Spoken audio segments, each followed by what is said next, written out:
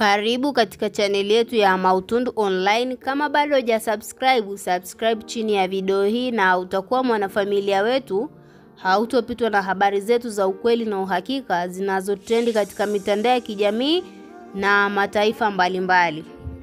Mmiliki wa WCB leo amefunguka katika mitandao ya kijamii na ameendelea kuonyesha kwamba mwanadada Zuchu katika record label yake ya WCB hakuwa chochote na hakuwa na msaada wowote, kwa sababu Diamond Platinum amejisifia katika mitandao ya kijamii na kusema kwamba yeye anatengeneza bilioni 1.8 na kuendelea akiwa WCB kwa wiki moja.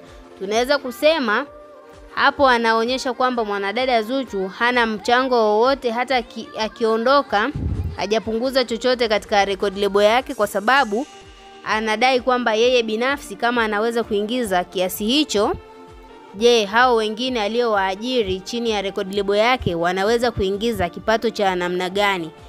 Maana yeye binafsi amedai ana uwezo wa kuingiza kipato kikubwa namna hiyo kwa wiki, na ukichanganya na hao walioko chini ya record label yake, basi msanii Diamond Platinum katika record label yake inamuingizia hela nyingi. Hata ukimtoa mwanadada Zuchu hakuna kitakachoharibika, ndo anachokimaanisha hapo siku ya leo.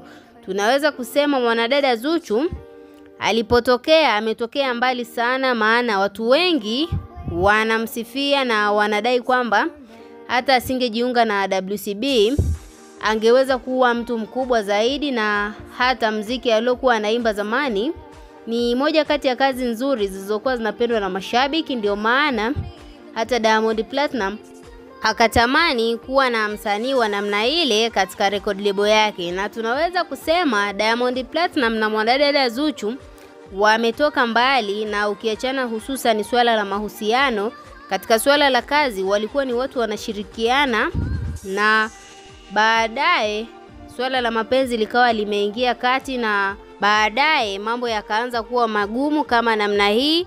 Na tunaweza kusema Diamond Platinum alichokifanya kwa mwanadada Zuchu hajatenda haki, kwa sababu yeye ndo aliforce mahusiano yawepo. Maana hapo awali mwanadada Zuchu alidokeza kwamba mahusiano yake na msanii Diamond Platinum ambaye ni bosi wake yalianzaanzaje. Watu wengi walishangazwa kwa sababu hawakutarajia kama bosi wake angeweza kutamani kuwa na mahusiano na mfanyakazi wake, na baadaye ndio ikawa kama hivyo. Wewe kama shabiki unalipi la kumshauri Diamond Platinum kuhusu alichokifanya kutangaza kwamba bila mwanadada Zuchu WCB inaweza? Tuachie maoni yako ndani ya comment section, na vile vile usisahau kusubscribe, kulike na kuturn on notification.